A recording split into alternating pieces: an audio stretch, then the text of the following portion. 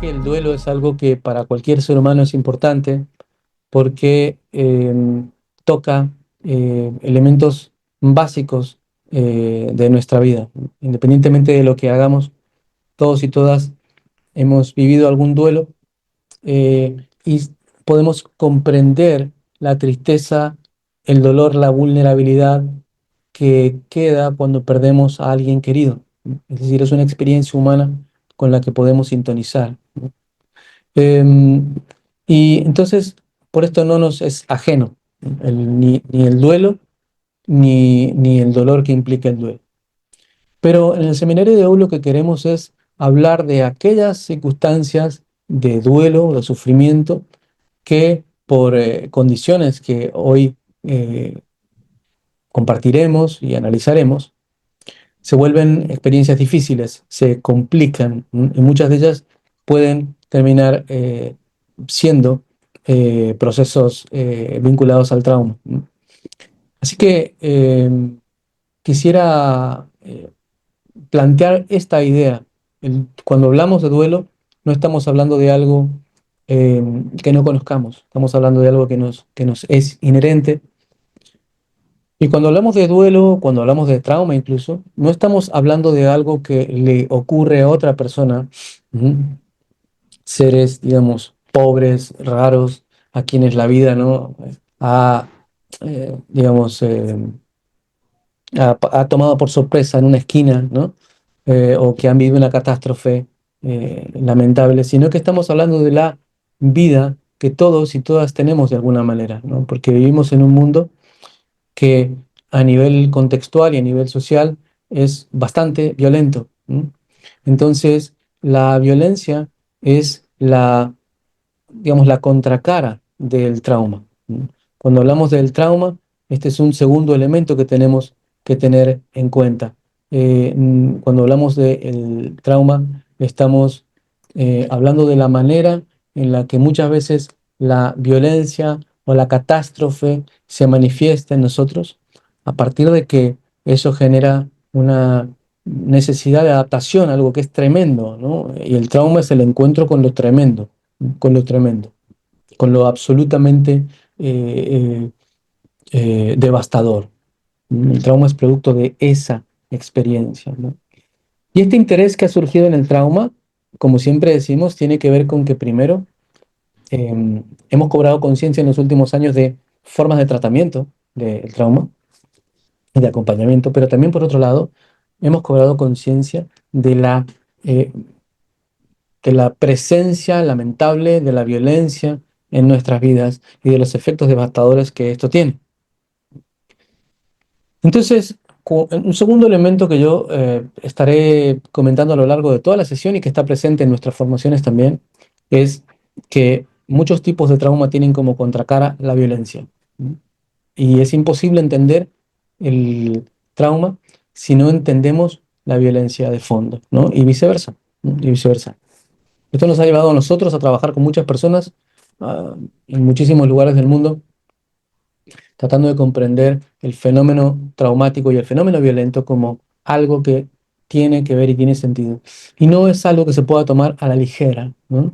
Es decir, no es tan sencillo como solo hablar, ¿no?, de violencia o solo hablar de trauma. La interacción entre estos dos fenómenos es bastante compleja y requiere de un análisis y un estudio profundo, ¿no? Entonces, bueno, vamos a intentar hacer también esto hoy. Bueno, y en tercer lugar, además de decir esto, pues me gustaría invitar a todos los asistentes a este seminario a que durante eh, el mismo, si surgen, por ejemplo, emociones o experiencias, vivencias, pues podéis tenerlas en cuenta, ¿no? Podéis recuperarlas, ¿no? Podéis no pasarlas por alto, porque son parte también de una dinámica personal que está presente y que se activa cuando analizamos el fenómeno traumático. Niobe es un personaje que figura en un texto muy antiguo, año 8 después de Cristo, de Ovidio, en la Metamorfosis, en donde Ovidio, el poeta, va a tocar la historia, una historia tremendamente trágica, pero tremendamente humana también, que es la historia de Níobe, que era reina de Tebas y madre de 14 hijos, ¿no? Y esta mujer poderosa y además fecunda, ¿no? Porque era una mujer que había dado a luz a muchos hijos en un momento en el que tener hijos y sobre todo hijos varones representaba poder político, ¿no? Y poder económico, por supuesto. Se burla de Leto, que es la madre de los dioses Apolo y Artemisa. Leto también es una diosa. Y como consecuencia, Leto castiga a eh, Níobe con la muerte de sus hijos.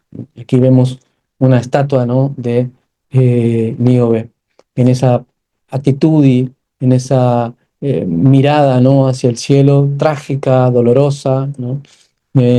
Como de quien presencia la violencia, ¿no? Como de quien presencia algo que es tremendamente sobrepasante, ¿no? Algo que la sobrepasa.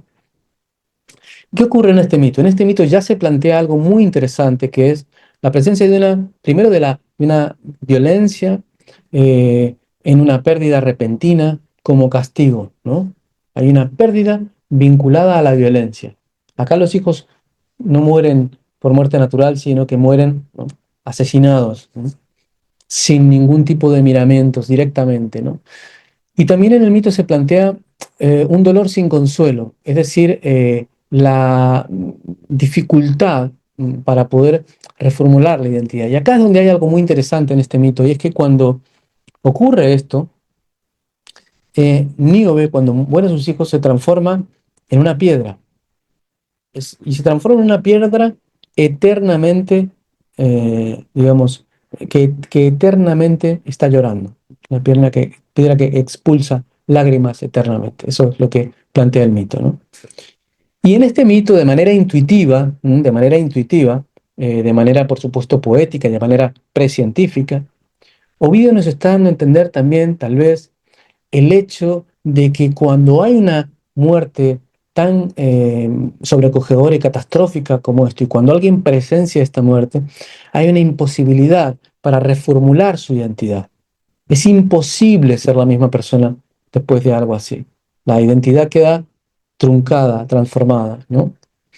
Y esto nos habla también de esta disociación y congelamiento que hoy, ¿no? entendemos que son reacciones a experiencias traumáticas y la imposibilidad de continuar. O sea que vemos que en este mito hay de manera intuitiva un planteamiento de una experiencia que los seres humanos podemos tener cuando nos encontramos ante una pérdida que está acompañada de una experiencia traumática, una vivencia tremendamente difícil de elaborar, ¿no? Y acá es donde es importante partir, ¿no? Pensar el trauma como una experiencia humana, como una experiencia humana, como la reacción humana y normal de una persona ante algo que es tremendamente difícil de elaborar. Importante. Eh, y, pero claro, hablando desde un punto de vista basado en evidencia, es importante que podamos comenzar diferenciando el duelo del trauma.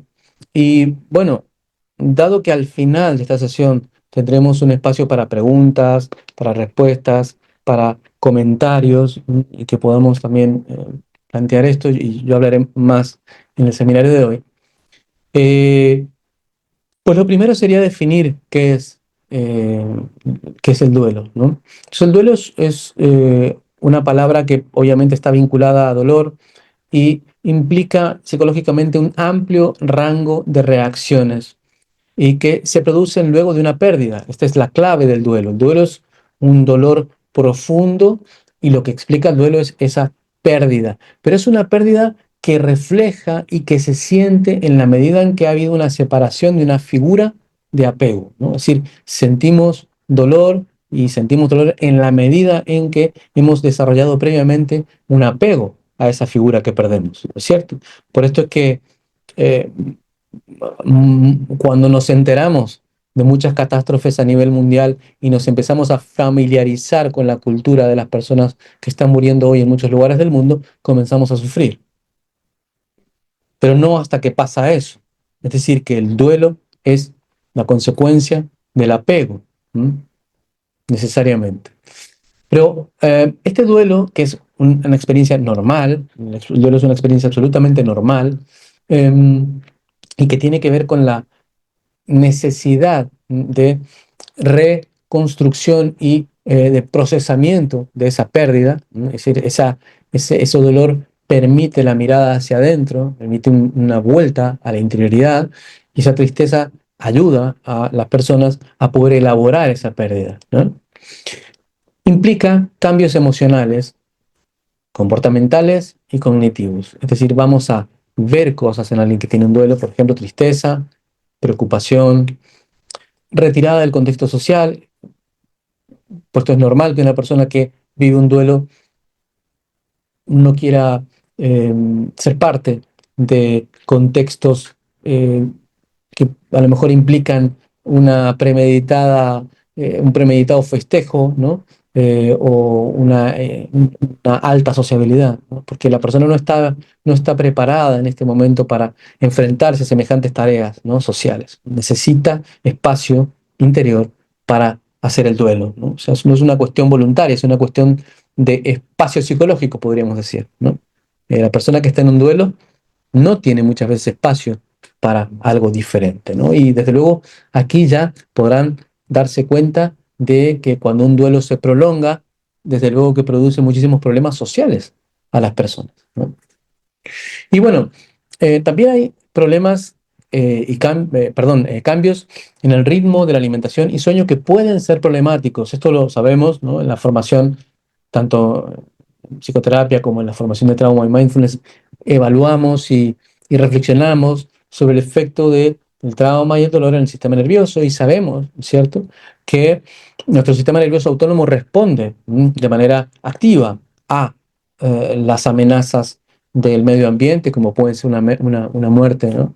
Y que cambia y que responde a estos eventos. Por tanto, los ritmos de alimentación, por ejemplo, el comer de más, comer de menos, el tener insomnio o tener hipersomnia, o sea, dormir poco o mucho, etcétera, o tener incluso parasomnias, o sea, pesadillas, eh, etcétera, pueden ser comunes en el duelo, ¿no?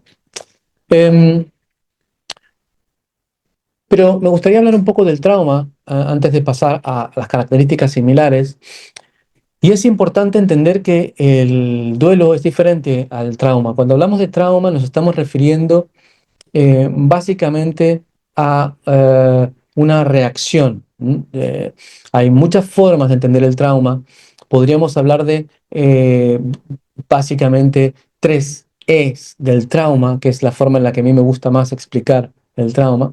El trauma es producto de un evento, es decir, algo que ocurre en la vida de una persona. Y este evento, generalmente, atención, es un evento tremendamente difícil de procesar.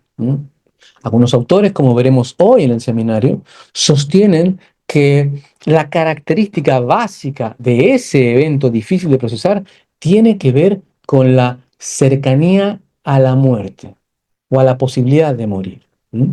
Es por esto que, por ejemplo, el derrumbe de un cerro y la muerte de personas en la comunidad y la muerte producto de una masacre que realiza una guerrilla a un pueblo, tienen un elemento en común. Y es esa experiencia de cercanía con la muerte. Aunque hayan habido diferentes causas, una de las causas es una catástrofe natural, ¿no es cierto? Judith Herman distingue, es tremendamente útil y acertada esa distinción, las catástrofes, el trauma, el evento traumático como catástrofe y el evento eh, traumático de este tipo tiene que ver con las fuerzas de la naturaleza, ¿no? Una inundación, como la que hemos tenido lamentablemente hace poco en Valencia, eh, incendios, etcétera, ¿no? Pero otra forma de eventos traumáticos son las atrocidades. Y cuando hablamos de atrocidades nos referimos a experiencias como el secuestro, la tortura, el abuso sexual, el maltrato, el abandono, etcétera. Es decir, producto de la acción humana. Las atrocidades son humanas, ¿sí? Los seres humanos somos capaces de ser tremendamente atroces y violentos muchas veces con los demás, ¿no? Por esto es que un elemento muy importante del trauma es la prevención y la psicoeducación pretraumática, es decir, la psicoeducación para poder enfrentar el trauma, pero también para no reproducir el trauma. Esto es muy importante, tremendamente importante para nosotros en el círculo. Pero volviendo a esto entonces, vemos que hay un evento, ¿no es cierto? Y como producto de ese evento, hay una experiencia traumática. La experiencia traumática es, como su nombre lo indica, algo que se siente, algo que le ocurre a un ser humano o incluso a un animal y que pone en jaque, digamos, su capacidad para procesar el mundo en el que vive, para vivir en el mundo, ¿no? La experiencia traumática suele caracterizar, por ejemplo, por conductas de lucha, huida, eh, por ejemplo, experiencias de disociación. ¿No? La experiencia traumática puede implicar una serie de respuestas, ¿no? Muy claras, pero que tienen que ver con esa dificultad para sobreponerse a lo que está ocurriendo, sobreponerse a la muerte, por ejemplo, por el asesinato de un hijo, a haber presenciado esa muerte, por ejemplo, de personas que viven este tipo de experiencias. Y por último, los efectos, ¿no? Que es lo que más ha sido estudiado en la literatura científica sobre el trauma, es decir, los signos y síntomas de las personas que han vivido una experiencia traumática, dentro de los cuales resaltan, por supuesto, los signos y síntomas que tienen que ver con la evitación, la dificultad de la persona para hablar, para vincularse con ciertas personas o lugares después del trauma. eh, Conductas, signos y síntomas vinculados también a la intrusión, es decir, la repetición en su mente y en su vida de la experiencia traumática una y otra vez, el recuerdo, el pensamiento, incluso el pensamiento y la anticipación sobre lo que puede llegar a pasar más adelante. Y en tercer lugar, la hiperactivación, es decir, la persona está hiperactivada, está, digamos, tiene un sistema nervioso autónomo que está en constante lucha y huida y que obviamente desorganiza muchísimo todos sus ritmos de vida, las relaciones con los demás y en muchos casos incluso se producen estados disociativos después de una experiencia traumática que son profundamente difíciles de sobrellevar, ¿no? Y de ahí la importancia del acompañamiento en estas experiencias, ¿no?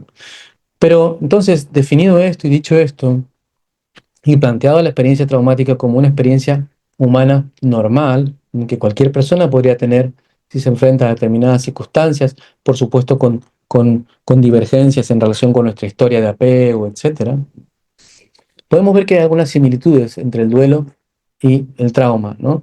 En ciertas conductas, como hemos definido, ¿no? La tristeza, la evitación, la dificultad para participar en contextos sociales, ¿no? También la intrusión, tanto en el trauma como en el duelo, hay un recuerdo constante de la experiencia, ¿no? Una dificultad para dejar de pensar o para olvidar, etcétera. Y también la tremendamente importante necesidad de liberación afectiva, ¿no? Y reconstrucción cognitiva. Es decir, tanto el duelo como el trauma requieren una liberación afectiva posterior. Es decir, que la persona pueda, luego de esto, elaborar, hablar de esto, llorar, enojarse, expresarse. Y también la reconstrucción cognitiva. Esto significa la posibilidad de recordar esta historia, rememorarla, organizarla internamente, darle un sentido, ubicarla en su propia vida y poder seguir adelante, ¿no? En esto son parecidas ambas experiencias. Desde luego que una experiencia de duelo y una experiencia de trauma pueden implicar una mayor o menor capacidad para hacer esto por propia cuenta. La mayoría de las personas superan tanto el trauma como los duelos de manera, digamos, autónoma. ¿Mm? Pero evidentemente el trauma es una experiencia que es mucho más difícil de procesar y por esto se ha convertido, y de hecho lo es una categoría, digamos, de signos y síntomas que pues, ha tenido y tiene un montón de atención en cuanto al acompañamiento, ¿no? Profesional. Ahora, ambos pueden implicar también un encuentro con la muerte en condiciones catastróficas. Un duelo, ¿m?, puede implicar una condición catastrófica de estrés. Yo puedo presenciar la muerte de un familiar en un accidente de tránsito, por ejemplo, ¿no? Eh, y también es muy importante cuando evaluamos estas circunstancias la relación con el fallecido. Es decir, no es lo mismo que, por ejemplo, si hay un accidente de tránsito y mueren las personas que van conmigo, que estas personas sean parte de mi familia, que si no lo son y son pasajeros, ¿no?, que iban conmigo, vamos a decir, en un transporte, ¿no? Es decir, la relación y atención, con la relación no nos estamos refiriendo a el parentesco político, sino al vínculo de apego que hay con esa persona. Es decir, que esto explica por qué para muchos miembros de la familia el dolor es muy diferente después de la experiencia de pérdida, ¿m? Porque hay una relación de apego muy distinta de acuerdo con cada miembro, ¿no? Y esto es muy, muy importante. No debemos suponer que porque hay un vínculo político hay una relación de apego similar, ¿no?, cuando el vínculo político es, digamos, análogo, ¿no? Y por último, hay un fondo emocional sobre el cual, por supuesto, ocurre esta pérdida, tanto si es traumática como si no lo es. Y es el estilo de personalidad, digamos, el estilo de apego que tenemos previamente, y que configuran este setting previo que todo ser humano tiene, ¿no? Entonces, este setting es sobre el cual va a impactar la experiencia de pérdida. Y obviamente, personas que han vivido trauma previamente son personas que tienen una mayor posibilidad de tener un duelo traumático, ¿no? Personas que han vivido duelos complicados tienen una mayor posibilidad de tener duelos complicados a futuro. O sea, una experiencia traumática en la infancia es un factor de riesgo, ¿no?, cuando hay una experiencia traumática posterior, ¿no? Eh, entonces, vemos que hay un campo en común entre las dos experiencias. Y este campo en común ha dado lugar a que en muchos contextos se entienda el trauma eh, y el duelo como dos elementos tan vinculados que pueden formar parte de lo que a veces se ha denominado duelo complicado. ¿Mm? Duelo complicado. Em, el duelo complicado es recogido hoy de alguna manera en el DSM-5 como duelo prolongado, ¿no? Pero a lo que se refieren los autores con duelo complicado es a estas experiencias de duelo en las cuales se presentan elementos del duelo y también del trauma. ¿Mm?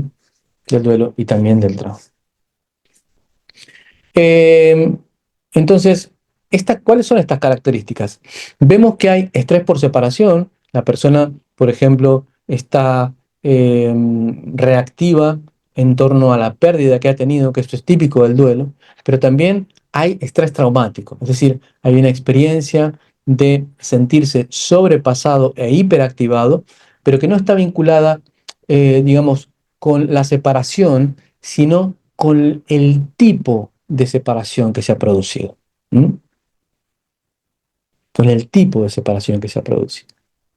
Y por esto es que la manera en la que se produce esa separación va a ser muy importante para poder distinguir el duelo, vamos a decir, normal, del duelo vinculado al trauma.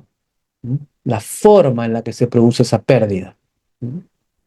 Hay un consenso en general de los especialistas en que cualquier pérdida que sea extremadamente devastadora puede causar síntomas de duelo complicado.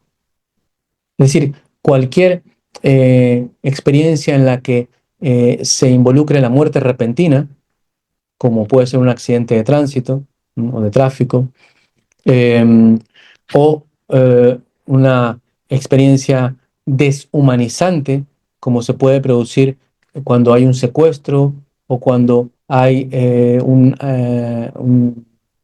un secuestro y un asesinato, por ejemplo, o cuando hay, por ejemplo, una desaparición. Muchos duelos traumáticos se producen ante la desaparición de alguien que se da por fallecido, pero que no, pero cuyo cuerpo no se puede recuperar, ¿no? Entonces, esto por supuesto que produce un duelo complicado en muchos casos, ¿no? Pero también la calidad de la relación, ¿no? Es decir, el vínculo que teníamos con esa persona. Estos elementos van a determinar una mayor o menor gravedad y una mayor o menor dificultad para realizar el duelo, ¿no es cierto? Eh, y por último, la disposición personal. Entonces, factores de prevención, pudiéramos decir, para cualquier pérdida son que tengamos tiempo para la despedida, ¿no? Cuando tenemos tiempo para despedirnos, cuando tenemos tiempo para decir adiós, esto nos permite que esa pérdida sea menos traumática. No menos dolorosa, pero sí menos traumática. ¿M? Cuando tenemos tiempo, cuando por ejemplo en esa relación somos conscientes del vínculo, ¿no? Y podemos ir poco a poco entendiendo y despidiéndonos de esa relación que vamos a tener, esto es un factor de protección. ¿Mm? Eh, pero cuando esto no ocurre, ¿mm? Cuando esto no ocurre, tenemos altas probabilidades de que las personas desarrollen experiencias traumáticas, ¿no? Entonces, ¿cuál es la diferencia entre un duelo normal y una experiencia de duelo vinculado al trauma? Es la calidad y el contexto en el que se produce esa pérdida en conjunto con la disposición previa de la persona. ¿Mm? Entonces, por esto va a ser muy importante que los especialistas puedan ser conscientes de qué tipo de experiencia ha producido esta pérdida. ¿Mm? Esto es fundamental. Y algo que sabemos sobre el duelo traumático y el duelo complicado también, es que luego de esto hay una necesidad en las personas de encontrar sentido, de encontrar un para qué ha ocurrido esto. ¿Por qué me ocurrió esto a mí? Esto es algo que dicen muchas personas. ¿Esto por qué pasó? ¿No? Y esta pregunta, que puede parecernos muy simple, en realidad es muy importante porque tiene que ver con la necesidad de dar un sentido a esta experiencia. Dice Viktor Frankl, el precursor de la logoterapia, digamos, una escuela, podríamos decir, eh, de acompañamiento psicoterapéutico, ¿no? Basada en el existencialismo. Dice, hay una voluntad de sentido. Los seres humanos necesitamos darle sentido a las experiencias. Es más fuerte eh, que muchas otras pulsiones. Necesitamos entender para qué ocurrió esto. Y esa necesidad de sentido que los seres humanos tenemos hacen que muchas veces eh, se requiera un acompañamiento para poder procesar la experiencia. Sobre todo porque la experiencia traumática, sabemos que la evidencia nos dice que produce eh, la, digamos, detona, rompe con muchas creencias básicas que las personas tienen sobre el mundo. Por ejemplo, sobre la seguridad del mundo en el que vivo, sobre cuán seguro es este mundo, sobre cuánto puedo confiar en las personas.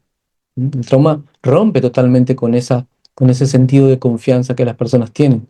Piensen, por ejemplo, en muchísimos traumas producto de un abuso sexual o de un ataque sexual y cómo esto rompe el sentido de la seguridad que la persona tiene en los demás de inmediato, ¿no? También el sentido del orden. Muchas personas pueden decir, eh, mm, vivimos en un mundo donde todo es un caos, ¿no? Donde todo es perverso, donde no hay nadie en quien confiar, ¿no? ¿Y en quién puedo confiar? Y el sentido de fe también. Muchas veces la vivencia de las personas puede ser la de que las creencias que se detonan son aquellas creencias sobre cómo está organizado el universo, ¿no? ¿Dónde está Dios? ¿Dónde estaba Dios cuando pasó esto? ¿No? ¿Qué sentido tiene nacer? ¿O qué sentido tiene haber tenido mi hijo si ahora ya no lo tengo? ¿No? Y ha muerto de esta manera. Esto es una experiencia profundamente devastadora para las personas que viven un duelo traumático. ¿Mm? Eh, Y entonces es importante a partir de aquí poder recuperar el sentido, ¿no? Poder reconstruir. De eso va a depender en gran medida la posibilidad de que la persona pueda continuar viviendo después de la experiencia traumática. Y por otro lado hay una desintegración, dicen los especialistas, en relación con el sentido de sí. Es decir, no solamente la idea del mundo, sino la idea que tengo sobre mí mismo, cuán seguro me siento. ¿Mm? Eh, Seguramente conocéis el experimento de indefensión aprendida que se realizó en el siglo pasado con animales en los cuales se les daba descargas a algunos animales que estaban digamos, dentro de espacios cerrados y cada vez que querían salir, ¿no?, de esos espacios. Después de un tiempo de haberle dado descargas a esos animales eh, e invitarles a salir, los animales, aunque tuvieran la puerta abierta, ya no salían. Habían aprendido de una manera muy clara la indefensión, el sentido de incapacidad. No soy capaz. Pero no es un aprendizaje a nivel cognitivo. Estamos hablando de mamíferos como perros, por ejemplo, que no tienen un córtex desarrollado como el nuestro. Es un aprendizaje a nivel del sistema nervioso autónomo.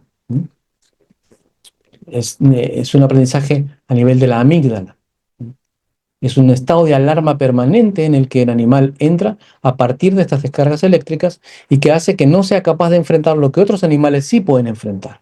Este estado, que psicológicamente se ha denominado indefensión aprendida, tiene mucho que ver con esta sensación de desesperación, desempoderamiento, que viven las personas que atraviesan un duelo traumático, la sensación de ya no soy capaz, ¿m?, de hacerlo, ¿no? Bueno, en la formación explicamos a fondo con qué tiene que ver y yo sé que muchos exalumnos ya lo pueden saber, pero por ahora diremos en el seminario que esto es producto de esta experiencia y es normal. Entonces, algo muy, muy importante, atención, es que esta ruptura del sentido, que nos podría pasar a cualquiera de nosotros, ¿no es cierto? Esta ruptura del sentido, este ya no vivir en la misma película, en la misma narrativa, va a producir una búsqueda de sentido. Y en esta pregunta sobre el por qué a mí, qué sentido tiene esto, hay diríamos metafóricamente, ¿no?, un lodo fértil, un lodo fértil, un lodo que puede oler mal, que puede ser nauseabundo, ¿no?, pero que por otro lado tiene la capacidad de dar, ¿no?, y de producir y de generar cosas, ¿no? Entonces, muchas veces el pantano, ¿no?, en el que se encuentran las personas después de un trauma, a veces es un pantano fértil, ¿no? Nada florece si no hay un poquito, ¿no?, de suciedad, un poquito de barro, ¿no?, un poquito de lodo. Entonces, es normal y es necesario esta búsqueda de sentido. Pero es importante tener en cuenta que cuando hay un fracaso en el encuentro con el sentido, cuando las personas no pueden encontrar un para qué, no pueden definir un para qué, no pueden entender qué sentido tuvo esto, y para muchas personas el sentido muchas veces es el dar cuenta de esto a otros. Por esto es que muchas personas que han vivido trauma luego se convierten en activistas, ¿m? Y luego comienzan a intentar educar, a trabajar con otros. ¿M? Que muchas veces esta es la manera de dar sentido. ¿M? Para otros implica darse cuenta de aquello que tienen, ¿no?, etcétera. Pero cuando no hay un encuentro con el sentido, cuando hay un fracaso para responder esa pregunta del para qué ocurre esto, la sintomatología suele ser más severa, ¿m?, y se suele prolongar el duelo y su sintomatología. Por eso es tan importante la intervención pertinente y a tiempo. Pertinente y a tiempo. Y tener en cuenta que esto es un factor de protección. Por otro lado, y como hemos mencionado, hay una identidad en juego, ¿no? Nosotros, dice el filósofo español Ortega y Gasset, yo soy yo y mis circunstancias. O sea, Yo soy yo porque hay una ley de la gravedad que funciona de una determinada manera en este momento, cierta presión, cierto oxígeno. Este soy yo aquí, ¿no? Yo soy yo en esta sociedad, en este contexto, en este país, en este mundo, ¿no? En esta situación, estar en Zoom en este momento, ¿no? O viendo este video luego. Pero si cambian las circunstancias, también cambia quién yo soy, dice Ortega, ¿no? Y esto tiene muchísimo que ver con lo que ocurre con las experiencias postraumáticas. Cuando cambian las circunstancias, también cambia el sentido del yo, el sentido de quién somos. ¿Mm? Entonces, quienes atravesan experiencias profundamente disruptivas cambian la manera de verse a sí mismas y al mundo también, ¿no? Pero es cierto también que, como mencionaba hace un momento, un evento estresante puede promover lo que en los estudios sobre el trauma se ha denominado crecimiento postraumático. ¿Mm? Pueden ver un seminario que tenemos en el campus web, que es el seminario Open School, donde hay un seminario donde hemos hablado previamente sobre crecimiento postraumático eh, y algunos estudios sobre el mismo y qué factores lo promueven, ¿no? Ahora no tenemos tiempo para ello, pero diremos que el crecimiento postraumático es un plus de saber, es un plus de sentido, es un plus de relación con uno mismo y con la vida de manera más sana, que surge precisamente de la experiencia dolorosa del trauma cuando se ha podido elaborar. Y es precisamente la elaboración el elemento mediador entre la experiencia traumática y el crecimiento postraumático. Es decir, poder reflexionar y poder mediar y sobre todo poder vincularnos sanamente con las experiencias sensoriales postraumáticas es tremendamente importante para promover el crecimiento postraumático, ¿no? En ese sentido, y de manera obviamente metafórica, podríamos decir que muchas veces, no siempre, aquello que no nos termina destruyendo nos fortalece. ¿M? Si podemos y contamos con la suerte de elaborarlo y tener tiempo para ello. Por esto es que todas las prácticas vinculadas, desde luego al acompañamiento psicoterapéutico, pero también al yoga, al trabajo grupal, a la prevención que se puede hacer en contextos educativos, a la prevención que se puede hacer en centros médicos, empresas, etcétera, es un factor de promoción del crecimiento postraumático.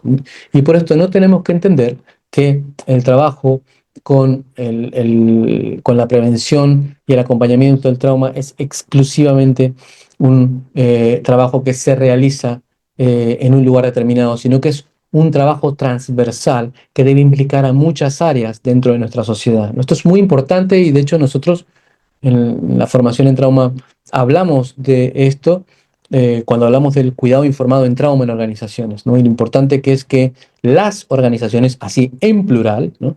Se informen en trauma para poder trabajar en conjunto, ¿no es cierto? Porque la violencia no está eh, solamente en la puerta del hospital, la violencia está en muchísimos lados y también el trauma se produce en muchos lugares, ¿no? Entonces debemos llegar allí. Entonces, el fracaso en asimilar esta experiencia puede promover una crisis de identidad y problemas de autorregulación. Cuando hablamos de problemas de autorregulación, nos referimos a la dificultad que tiene una persona para poder, por ejemplo, volver a sentirse segura después de una experiencia de inseguridad o de tensión, ¿no? Usualmente una persona eh, puede, cuando digamos, vive una experiencia difícil, enfrentarse a ella y luego de un tiempo, al procesarlo, al hablar con una persona, un amigo, un terapeuta, al pasar un tiempo reflexionando, puede disminuir ese nivel de, digamos, tensión, esa sensación de constante alarma en la que vive. Cuando una persona ha vivido trauma, tiene muchas dificultades su sistema nervioso para hacer esto. Entonces, eh, esto hace que se encuentre en una permanente disregulación. Entonces, mucho del proceso de acompañamiento en trauma consiste en ayudar a que las personas puedan aprender, o mejor dicho, reaprender esta regulación de sí después del trauma. Cómo poder volver al cuerpo y encontrar en el cuerpo un espacio seguro, ¿m? Para poder habitar. ¿M? Entonces no se trata de no sentir la tensión, sino de aprender a acercarme a esa tensión de manera gradual, de manera segura, pero acercarme a ella, ¿no? Y poder, a partir de esto, volver, ¿no? Volver a encontrar en el cuerpo es una casa en la que poder estar eh, y poder seguir viviendo. Pero hay algunos factores predisponentes que conocemos que algunas personas pueden tenerlos y cuando los tienen, esto puede, digamos, representar un mayor riesgo de tener un duelo traumático, ¿sí? Es decir, ante una misma experiencia, las personas pueden reaccionar de manera diferente con base en que tienen un background, un fondo emocional, un fondo histórico distinto. ¿Mm? Y en este sentido, podemos ver que em, las personas que no tienen recursos de autorregulación desarrollados, eh, personas que tienen una regulación deficiente previa, por ejemplo, que tienen una mala interocepción. La palabra interocepción es muy importante en el contexto del trauma, ¿no? Es la capacidad para sentir nuestro propio cuerpo, para sentirnos a nosotros mismos. Esto es la interocepción, ¿no? Esto es una habilidad en la que nosotros en nuestras sociedades somos tremendamente ignorantes. ¿Mm? O sea, no vivimos desde luego para nada en una sociedad que incentive la interocepción, al contrario, ¿no? Nosotros vivimos en una sociedad, Occidente es una sociedad que mira hacia afuera siempre, ¿no? ¿Mm?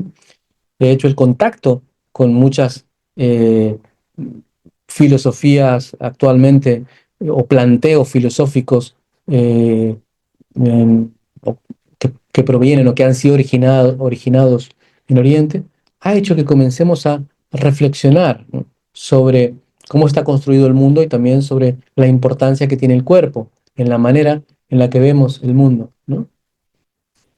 Pero entonces, cuando hay una interocepción deficiente, es muy probable que hayan peores experiencias postraumáticas. También la identificación con el rol en relación con el fallecido. Cuando hay una identificación rígida, ¿no? Cuando toda la vida de una persona está construida en torno a, por ejemplo, ser la madre de un niño que ha fallecido, la experiencia traumática puede ser mucho más devastadora, ¿no? Porque lo que está en juego ahí es la pérdida de todas las claves existenciales sobre las cuales giraba, ¿m? La experiencia de sí. Entonces es muy importante también la identificación que teníamos con ese vínculo ante la persona, digamos, que teníamos con la persona compartida. Eh, y en conclusión, entonces, las personas que pueden tener problemas de identidad, ¿m? Tienen más riesgos hipotéticamente de sufrir problemas de trauma y duelo complicado, ¿no? En síntesis, podríamos decir que las experiencias previas de trauma, la dificultad de autorregulación, la identificación rígida con el rol vinculado a la relación que tenemos con la persona que se va o se muere, son factores determinantes eh, en la reacción, ¿no? Esto es muy importante también tenerlo en cuenta, ¿no? Em, Finalmente, como anticipaba al inicio del seminario, la muerte es un elemento que para muchos autores y autoras es fundamental. Es una experiencia tremendamente vinculada al trauma, ¿no? El temor a la posible muerte, la deshumanización, tanto en la catástrofe como en la atrocidad, ¿no?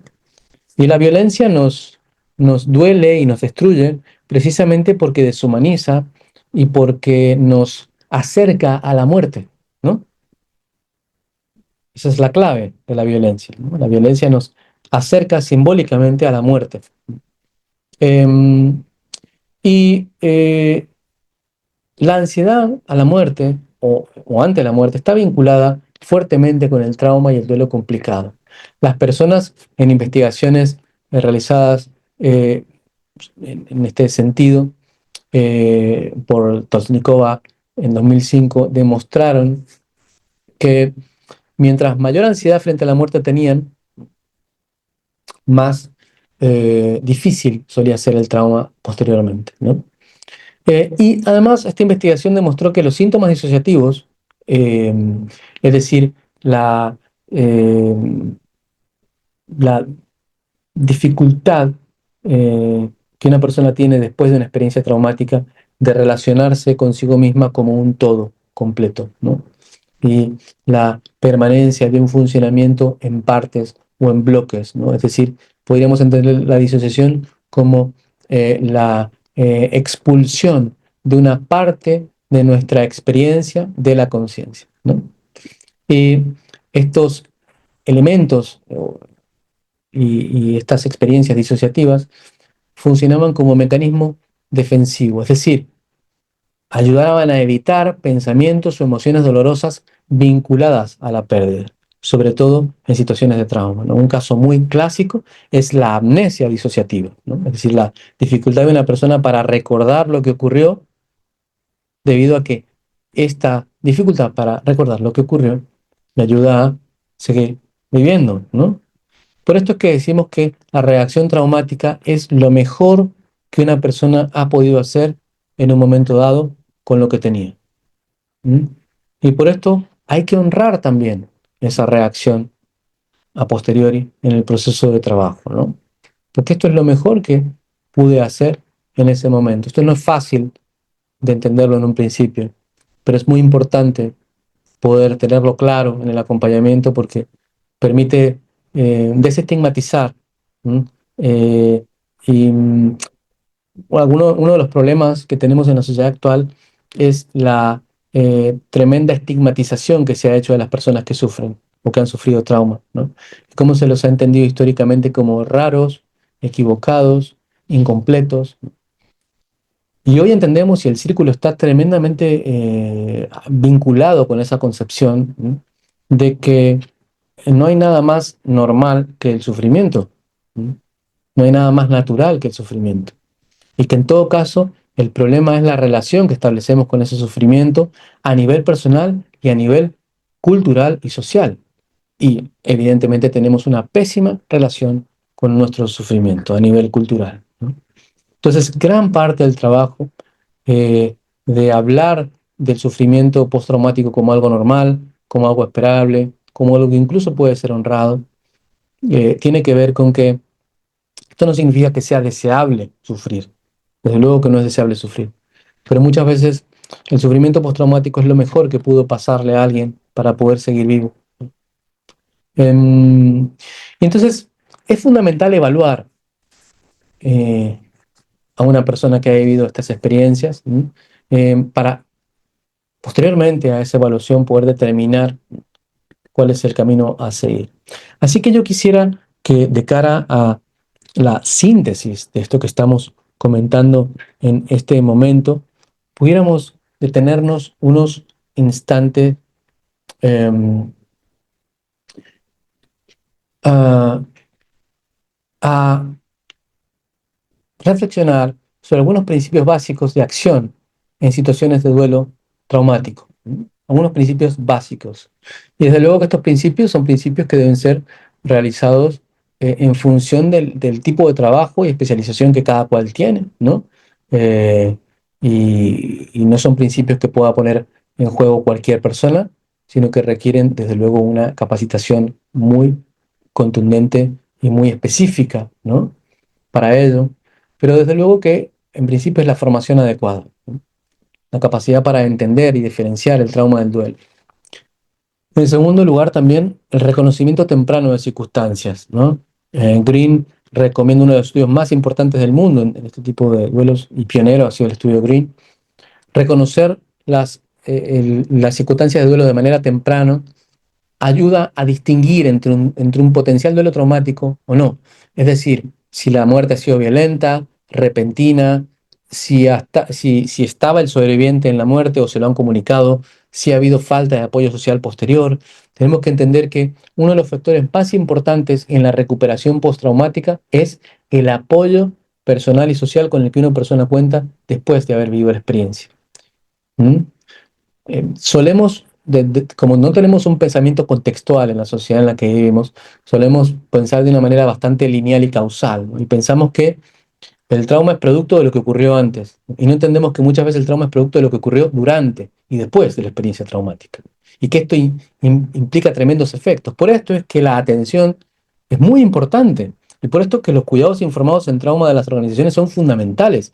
No solamente para no retraumatizar, es decir, no solamente para no volver a promover el trauma y agravarlo, ¿no? O cronificarlo, sino porque es parte de la capacidad que alguien tiene para volverse más resiliente luego.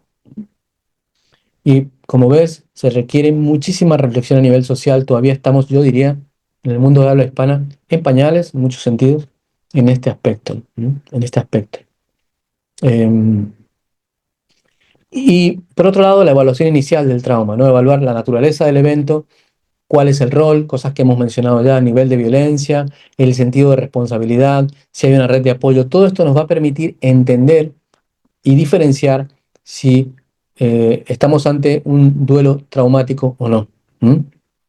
Como hemos dicho, la naturaleza del evento es fundamental para entender si puede haber o no un trauma, el rol que la persona tenía, el nivel de violencia o error no es lo mismo perder a alguien por muerte natural que perderla por un asesinato, por un secuestro, por una desaparición forzada, ¿no? No es lo mismo tener una red de apoyo que estar solo. ¿No? Y aquí una especial mención a muchas personas migrantes y no migrantes, personas que están hoy viviendo en una situación de subalternidad, ¿m? En pobreza, en muchísimos lugares del mundo y que son personas que están viviendo y vivirán un duelo traumático crónico durante muchos años y esta crisis humanitaria que hay en el mundo no puede ser solucionada a la larga solamente de manera física, sino también psicológica. Tenemos que entender que mucho del sufrimiento que hoy se está produciendo en el mundo requiere, requiere una atención psicológica y psicosocial urgente, ¿m? Urgente. Y que tiene que haber una, em, una atención a esto vinculada, ¿m? Mancomunada. Muy importante que cuando espero que cuando veas el video, y si el video está mucho tiempo en YouTube, no tengamos que reflexionar sobre esto, pero es importante tener en cuenta que cada situación de violencia y cada situación atroz eh, es una experiencia de trauma. Y cada experiencia de trauma implica un acompañamiento. ¿M? Entonces tenemos que tener esa, como se dice en el mundo anglosajón, esa accountability, ¿no? Esa capacidad de llevar la cuenta, ¿no? De entender fácticamente lo que implica el trabajo con las personas hoy por hoy, ¿no? Y no entender el trauma como algo que, digamos, ni que está de moda, ni que solamente grandes personalidades pueden solucionar, sino como algo que como sociedad debemos comenzar a cuajar y a repensar. Y como profesionales, ¿no? Entonces, muy importante si queremos realmente posicionarnos de una perspectiva seria ante el trauma. Eh, es fundamental también el trabajo en olas, ¿no? Es decir, en olas significa que muchas veces vamos a trabajar y vamos a volver a elementos previos del acompañamiento en trauma, ¿no? A personas que trabajan en el contexto psicoterapéutico, sobre todo lo primero que hay que abordar es la crisis, ¿no? Es el momento álgido de la experiencia postraumática. En el abordaje intermedio, poder hablar del trauma, poder comenzar a revisarlo, poder también procesar el trauma. Y hay muchas estrategias y técnicas para el procesamiento del trauma, ¿no? Muchas de las cuales vemos en la formación, el experto en trauma, eh, que sirven para procesar la experiencia traumática. Y en el caso del duelo traumático, poder abordar luego el duelo también, abordar la pérdida y la reconstrucción del sentido y la integración, ¿no? Este trabajo es en olas, ¿no? Es decir, no hay una división rígida entre una fase y otra, sino que es un ir y venir de acuerdo a las necesidades que se presentan, ¿no? Siempre desde el permiso y la no opresión, ya que estamos hablando de principios básicos que te quiero dejar para el acompañamiento en ese sentido, como hemos dicho, de acuerdo a el background profesional de cada cual, ¿no? Ténganlo en cuenta. Permiso, no presión. Y esto implica muchas veces trabajar con una ventana de tolerancia. La ventana de tolerancia es un concepto de Dan Siegel que básicamente sostiene que las personas somos capaces de tolerar cualquier experiencia siempre y cuando se encuentre dentro de nuestra ventana de tolerancia. ¿M? Y esto hace que incluso alguien que esté en una situación muy difícil después de un trauma pueda trabajar con ello, ¿no?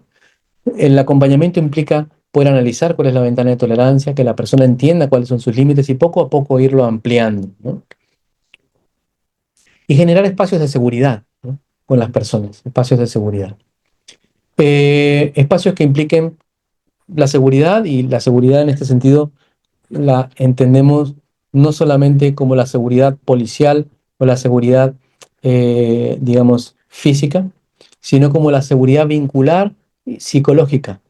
Es decir, la capacidad para ofrecer una conversación abierta, presente, sin juicio, humana, es parte de la seguridad. Yo sé que todos y todas tenemos un concepto de seguridad propia de la educación que hemos tenido como seres humanos, muy vinculado a, pues, a eso, ¿no? A lo que he comentado. Pero debemos cambiar hacia un concepto de seguridad que involucre y que nos involucre a nosotros también. Todos somos agentes de seguridad de alguna manera, ¿no es cierto? No porque seamos policías o porque seamos, sino porque nosotros podemos brindar más o menos seguridad en función de la capacidad que tengamos para ello, ¿no? Y no estamos entrenados, lamentablemente, para ello en la mayoría de los casos. Alguien que acompaña en trauma debe estar entrenado para ello, para sentar, para establecer lugares seguros, lugares donde se pueda explorar desde la amabilidad, desde el no juicio, desde, eh, desde una posición no amenazante. Muy, muy, muy complejo, ¿m? Muy complejo, porque hay mucho que deconstruir en nosotros para lograr hacer eso, ¿no es cierto? Y por último, normalización y psicoeducación. La normalización hace referencia a la importancia de que las personas sientan que esto que ocurre es tal y como es, normal, ¿m? Normal. Estadísticamente, las experiencias de violencia son lamentablemente muy normales, y las experiencias de trauma, que no necesariamente son experiencias, digamos, eh, patológicas que terminan en un trastorno por estrés postraumático, ¿no es cierto? Simplemente son experiencias de trauma que luego se pueden superar, son normales. ¿Mm? Y poder decirlo muchas veces brinda un marco para que las personas entiendan qué está ocurriendo y se reduzca la confusión, la culpa, la angustia, ¿no? Es muy importante también, que cuando hablamos de qué es el trauma, seamos muy conscientes de que esto es vital para las personas que lo escuchan. Por tanto, no se puede simplificar. Hoy por hoy hay muchísimos enfoques simplistas y simplificados de la experiencia traumática que circulan lamentablemente en nuestra sociedad. Lo que hace que muchas veces personas que no están preparadas para hablar de esto simplifiquen a tal punto el trauma que hacen que en vez de generar confusión y seguridad se genere mucha inseguridad, ¿eh? Es importante una visión compleja, profunda, seria del trauma, ¿no? Muy importante, muy importante. Y esto sí que puede reducir la confusión, la culpa y la angustia, ¿no? Y por último, derivación responsable. Es importante entender los límites y recursos disponibles, ¿no? En este seminario que es interdisciplinario, también conocer cuál es el papel que cada cual ocupa. Nosotros sostenemos que todos tenemos un papel, ¿no? En el trabajo, de la prevención y de la atención de la experiencia traumática, ¿no? Lo importante es cuál es ese papel. Entenderlo muy claro nos va a ayudar también a ofrecer las mejores alternativas a las personas, ¿no? Y muchas veces el papel va a implicar canalización, canalización a un vínculo psicoterapéutico, muchas veces a un vínculo médico, muchas veces a un vínculo legal, porque las personas necesitan asesoría legal, muchas veces a un vínculo, digamos, social, porque merecen estar con otras personas. Eh, entonces, desde este lugar podemos sí realizar un acompañamiento al trauma a nivel individual, como planteamos en casi toda la formación en trauma, porque nos centramos mucho más en eso, pero podemos plantear también un abordaje integral e integrado del trauma, que es algo fundamental y que es el factor para nosotros fundamental en la recuperación. Factor fundamental en la recuperación postraumática no es ninguna cuestión mágica, sino es la promoción de un conjunto de elementos basados en evidencia que de manera integral se propongan para que esta persona pueda transitar la experiencia postraumática de manera amable. ¿M? Entonces es un cambio de mirada muy, muy importante. Gracias por estar aquí, gracias por ser parte del círculo y que tengan muy, pero muy buenas tardes o noches o medios días, todos y todas. Un abrazo.